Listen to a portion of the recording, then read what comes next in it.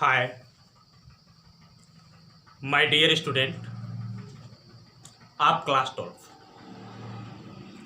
आज हम सभी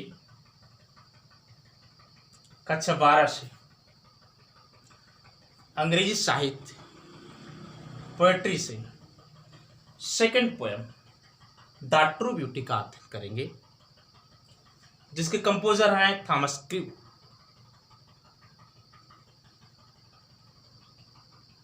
मेरे प्यारे बच्चों,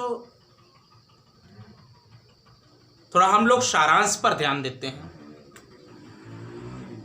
ये जो पोएम है द ट्रू ब्यूटी एक प्रकार का लिरिक है। क्या है भाई?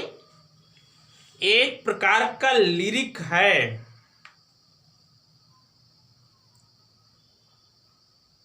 लिरिक मीन्स लघु काव्य। इसको कहा जाए तो lyric is a short subjective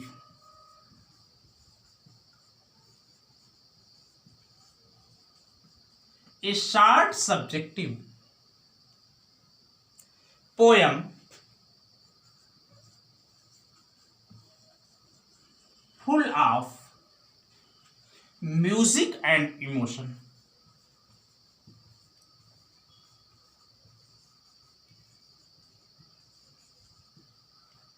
Full of musics and emotions.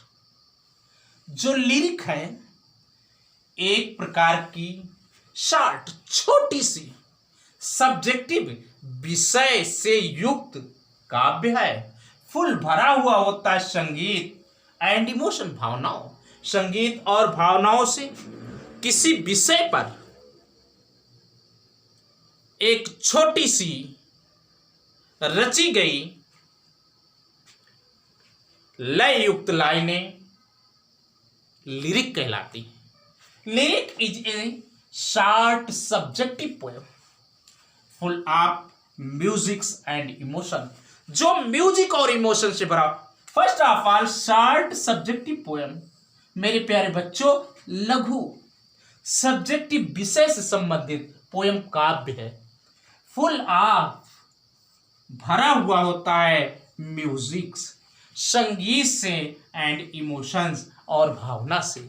जो संगीत और इमोशन, म्यूजिक और इमोशन से भरा हुआ होता है वही लिरिक होता है। अब हम लोग थोड़ा सा ध्यान देंगे। ट्रू पोएम का जो टाइटल है वो है ट्रू,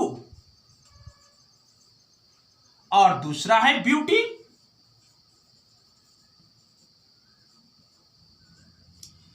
जो थॉमस क्रू है प्यारे बच्चों, ये लिरिकिस्ट है। जैसा कि आपके सामने ही जो सब्जेक्ट है वो है ट्रू ब्यूटी, सच्चा सौंदर्य। सच्चा सौंदर्य सब्जेक्ट पर इसने एक छोटी सी विषय वस्तु रखा जो कि एकदम तथ्य से परिपूर्ण है। बेटा, ट्रू का मतलब होता है ऐसी वस्तु, ऐसा तथ्य जो आपको विश्वास से परिपूर्ण कर दे, सत्यम शिवम और सुंदरम की भावना से भर दे, परिपूर्ण कर दे, तभी तो हम ट्रू कहेंगे।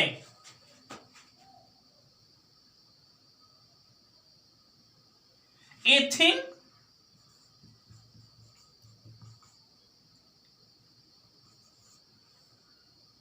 that can fill us, that can fill us, sorry, a things that make us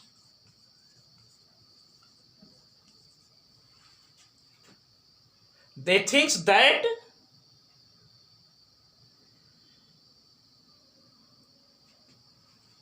A things that make us satisfied.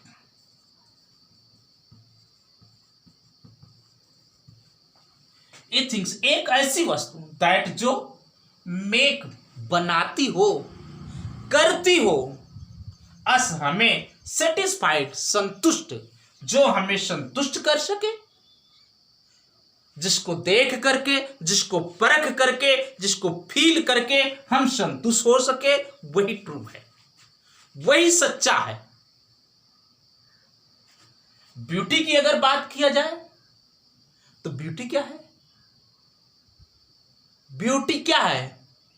Beauty means quality. Beauty means quality. शारीरिक और मानसिक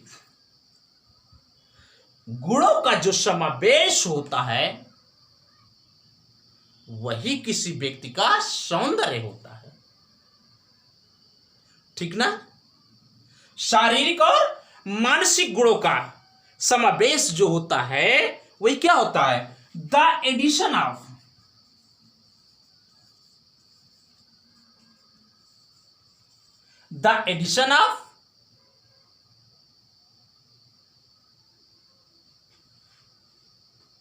the addition of physical and mental qualities. The addition of physical and mental qualities is called beauty. प्यारे बच्चों, शारीरिक और मानसिक गुणों का, शारीरिक और the addition of physical and mental qualities are called beauty, सौंदर्य कहा जाता है जब तक किसी व्यक्ति में शारीरिक मानसिक गुण नहीं होंगे तब तक उसमें सौंदर्य का अभाव होता है। आइए हम लोग चलते हैं अपने टॉपिक पर। हमारा टॉपिक है द ट्रू ब्यूटी, सच्चा सौंदर्य। एक ऐसा सौंदर्य जो आपको विश्वास से परिपूर्ण कर दे, जो जीवन प्रयत्न आपका साथ निभाए, जो समय के साथ इंक्रीज होता रहे, जो समय के साथ अपने आप में सुधार करता रहे, that is called true. A things that make us satisfied, जो हमें सेटिस्फाइड कर दे, संतोष से भर दे, वही क्या है? ट्रू है। प्यारे बच्चों, इस कविता में आपके कवि महोदय ने दो प्रकार की सौंदर्य का वर्णन किया। एक तो फिजिकल सौंदर्य का, और जो फिजिकल सौंदर्य होता है वो समय अनुसार चलता है, समय के अनुसार डिक्रीज हो जाता है। और जब फिजिकल सौंदर्य समय के साथ डिक्रीज होता है तो वह व्यक्ति जो उस सौंदर्य की चाहत करता है, उसकी चाहत भी अपने आप में समाप्त हो जाती है। और दूसरी तरफ mental qualities, mental beauty, spiritual beauty, जो व्यक्ति को वास्तविक गुण को प्रस्तुत करता है, तो मेंटल क्वालिटी है। और वो मेंटल क्वालिटी जो स्पिरिचुअल क्वालिटी है वो घटता नहीं है बल्कि समय के साथ साथ बढ़ता है।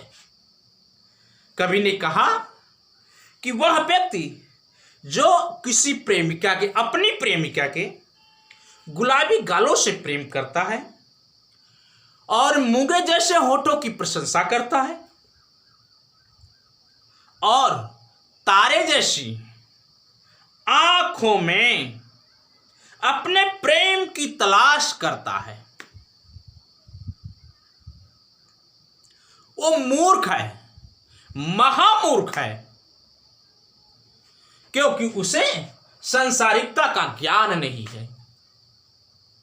क्योंकि वास्तविकता यह है कि जो शारीरिक सौंदर्य चाहे वो गालों का हो, चाहे वो आंखों का हो, चाहे वो होठों का हो, समय के साथ नष्ट हो जाता है। और जब सौंदर्य समय के साथ नष्ट हो जाता है तो प्रेम भी नष्ट हो जाता है। दूसरी तरफ जहां पर एक समान शुरू से लेकर के अंत तक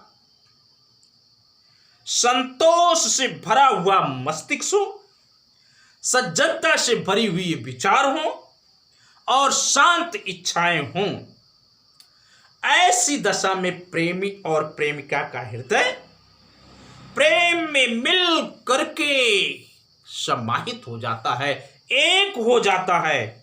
और उनके अंदर जो चाहत होती है, जो एक्साइटमेंट होता है, वो कभी उनके प्रेम को मरने नहीं देता है। इसलिए कवि महोदय कहते हैं जहां पर ये सारी चीजें नहीं है, सज्जनता से भरे हुए विचार नहीं है, शांत इच्छाएं नहीं है और दृढ़ दिमाग नहीं है, मैं ऐसे गुलाबी गालों से, मैं ऐसे होठों से, मैं ऐसी आंखों से घृणा करता हूं। प्यारे बच्चों, मैं एक छोटा सा उदाहरण देना चाहता हूं। हमारे अध्ययन का समय है और हम अध्ययन से संबंधित बात कर रहे हैं, इधर उधर बात नहीं कर रहे हैं। सपोज करिए कि किसी घर में एक बहू आती है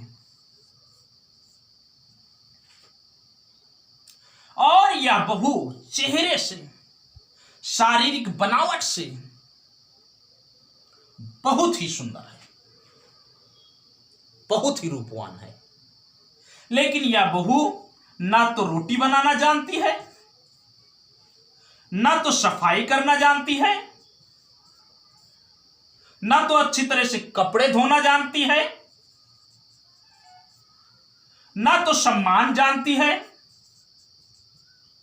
मुझे बताओ कि इस बहू की पूजा कितने दिन होगी? बहुत होगी 10 दिन, 15 दिन, 10 महीने, इससे ज्यादा नहीं कोई इसकी चाहत करेगा, क्योंकि इसका जो सौंदर्य है वो क्षणभंगुर है, अर्थहीन है। लेकिन यदि इसी में शारीरिक सौंदर्य के साथ साथ रोटी बनाने के गुण, सफाई करने के गुण, कपड़े धोने के गुण, सम्मान करने के सारे गुण विद्यमान होते तो वास्तव में इसके अंदर ट्रू ब्यूटी थी। अगर नहीं है तो ट्रू ब्यूटी नहीं है, मजाक है। आइए हम लोग देखते हैं। लिसन को, ही दैट लव्स ए रोजी चिक, ही माने वह, अर्थात ए प्रेमी, एक प्रेमी। दैट जो, लव्स माने प्रेम करता है, ए रोजी माने गुलाब जैसे, चिक माने गालों से, एक ऐसा प्रेमी जो अपनी प्रेमिका के गुलाबी गालों से प्रेम करता है। सॉरी बेटा, सबसे पहले मैं इसमें कॉन्टेक्स्ट बता देना चाहता हूं। In this first stanza the poet describe the quality of physical beauty which decay with the time, so the result is this, that the love of a lover must waste away। इन्होंने कहा ही माने वह, अर्थात एक ऐसा प्रेमी, that जो, loves माने प्रेम करता है, ए रोजी एक गुलाबी, चिक्स माने गालों से, एक ऐसा प्रेमी जो अपनी प्रेमिका के गुलाबी गालों से प्रेम करता है। आगे बढ़े। A such kind of lover who loves to the cheeks that are shining like the rose, एक ऐसा प्रेमी जो अपनी प्रेमिका के गुलाब जैसे गालों से प्रेम करता है, और अथवा एक कूरल लिप्स, कूरल माने मूंगा, एक काइंड ऑफ गे, समुद्री मूंगा, मूंगे जैसे, लिप्स माने होठों की, एडमायर माने प्रशंसा करता है। क्या रब ने बनाया? रब ने बड़ी फुर्सत में बनाया है। ऐसे होठों की प्रशंसा करता है अपने प्रेमिका के।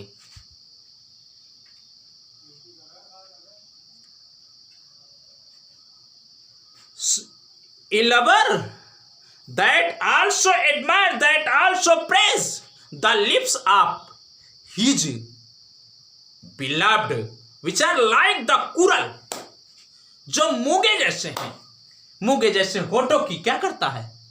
प्रशंसा करता है। एंड और अथवा स्टार लाइक आइज, तारे जैसी आंखों में चमचमाती हुई आंखें। क्या आंखें हैं? जैसे आसमान में तारे टिमटिमा रहे हैं, ऐसी चमचमाती हुई आंखों में द सीक माने तलाश करता है फ्यूल। फ्यूल माने ईंधन, संसाधन। टू मेंटेन माने बनाए रखने के लिए, जागृत करने के लिए। हिज फायर अपने लव को, अर्थात अपने प्रेम को। ऐसा प्रेमी जो अपनी प्रेमिका के तारे जैसी आंखों में अपने प्रेम को प्रज्वलित करने के लिए, अपने प्रेम को जागृत करने के लिए, अपने प्रेम को बनाए रखने के लिए संसाधन, फ्यूल, ईंधन की तलाश करता है। ये मूर्ख होते हैं क्योंकि उन्हें वास्तविकता का ज्ञान नहीं होता है। प्यारे बच्चों, from the star like eyes the seek, from the star like eyes the seek में फिगर ऑफ स्पीच है simile. From the star like eyes the seek में फिगर ऑफ स्पीच है सिमली। कौन सा? Simli. Simli is a figure of speech in which a comparison is made between two different kinds of objects which have at least one point in common. The comparison word like, as, so are used. यहां पर बेटा like है, आंखों की तुलना की गई किससे? Two different kind of things. First thing is star, second thing is eyes. Both are compared with word like. So the figure of speech is simile. You must remember the definition. प्यारे बच्चों, और अथवा from star like eyes, तारे जैसी आंखों में, seek ढूंढता है, तलाश करता है क्या? फ्यूल, ईंधन, चाहत। टू मेंटेन बनाए रखने के लिए, जलाए रखने के लिए। हिज फायर्स अपनी लव को, अपने प्रेम को, अपने प्रेम को बनाए रखने के लिए अपने प्रेमिका के तारे जैसी आंखों में ईंधन ढूंढता है, संसाधन ढूंढता है, चाहत को ढूंढता है। ऐसे ही प्रेमी क्या होते? मूर्ख होते। क्योंकि as old time, as old time, क्योंकि जो बेटा ओल्ड टाइम होता है, जो ओल्ड टाइम होता है, वह किसी के गालों को नहीं देखता है, किसी के होठों को नहीं देखता है और किसी के सौंदर्य को नहीं देखता है, क्योंकि वो बूढ़ा कर देता है। उसका नाम ही है ओल्ड टाइम। बेटा एज ओल्ड टाइम में जरा ध्यान दीजिएगा, as old time makes these DK,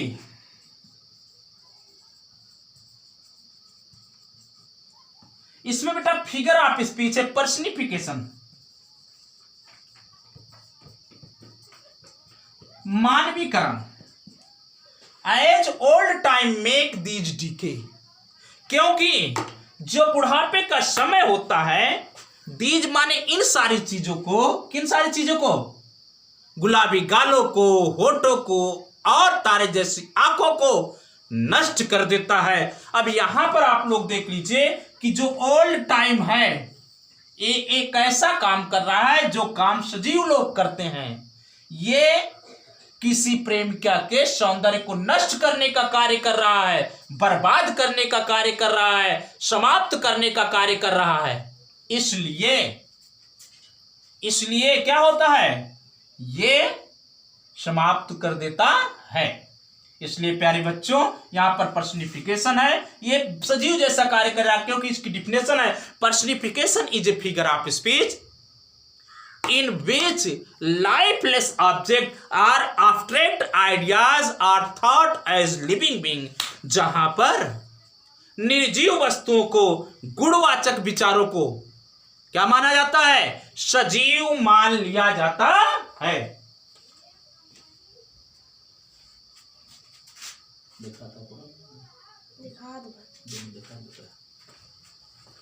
हाँ मेरे प्यारे बच्चों, इसमें फिगर ऑफ स्पीच क्या है, पर्सनिफिकेशन, क्योंकि डिफिनेशन है personification is a figure of speech in which lifeless object और abstract ideas are thought as living being. यहां पर ओल्ड टाइम एक आइडिया है जो कार्य कर रहा है सौंदर्य को नष्ट करने का, इसलिए इसमें पर्सनिफिकेशन है और नीचे आपके सिमली है।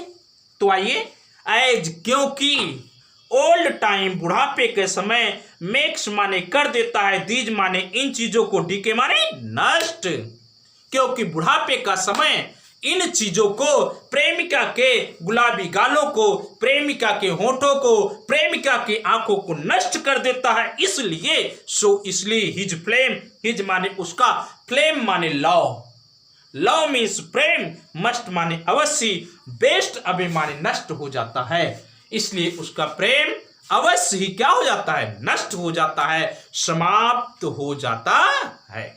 आइए नीचे देखते हैं, बस ज्यादा समय नहीं लेंगे बेटा, मुश्किल से 10 मिनट का समय लेंगे। सेकेंड स्टेंजे में इन्होंने स्पिरिचुअल ब्यूटी का वर्णन किया। In the second stanza of the poem, the poet described the quality of spiritual beauty. It is the context of this second stanza. But a smooth माने स्वच्छ, चिकना, बेदाग, जो हमेशा एक सामान बना रहे, क्योंकि कबीर महोदय ने स्मूथ को कहा एक सा, ए लाइक, जो हमेशा शुरू से लेकर के अंत तक एक सामान रहे।